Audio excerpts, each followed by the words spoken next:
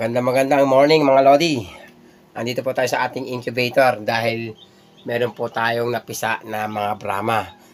Tignan natin. Buksan po natin ang ating incubator. Ayan. Ito po yung manok na Brahma. Yung may balahibo sa paa. At meron ding halaga.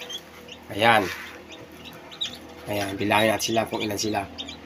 2, 4, 6, 8. Hindi pa napipisa lahat mga Lods. Kaya ito, hindi pa napipisa. Itong isa. Ito, meron na malapit na hindi mapisa. Ayan o. Ayan o, mga Lods. Ayan o. Malapit na mapisa ito. Okay. Ito po ay isang Brahma. Ang manok na may balahibo sa paa. May mga balahibo sa paa, mga Lodi. Brahma. Ito naman, mga Brahma. Ang may balahibo sa paa. Ito po ay eksakto 21 days po sa pagkasala natin sa incubator. Ayan o. Papasin nyo may balahibo sa paa, mga Lodi. Yan ang tinatawag ng mga Brahma. Yan. Ito ang ating manok na Brahma. Sinalang natin ito sa incubator doon. At nung malapit na mapisa, inilipat natin dito sa hatcher. Dito na sila mapipisa. Ayan.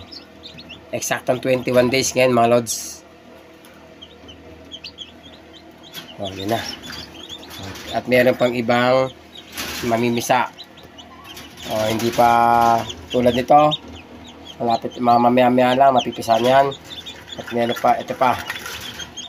Paputok pa lang, ay no, butas pa lang. Hindi rin pare-parehas. Ay no. May butas siya. Ayun o. Yung parang butas. Kita ba? Ayan o. Ayan. Nakikita niyo parang crack na yan. Yan. Start na yan mamaya. At meron pa rito. Ilan pa to? Ayan o. May mga butas. Ayan o. Isa pa. Meron pang apat na hindi napipisa. Ayan o. Apat pa sila. Okay. Yun lang. Ayan po ang ating manok na Brahma. Papisa po dito sa ating incubator. Okay.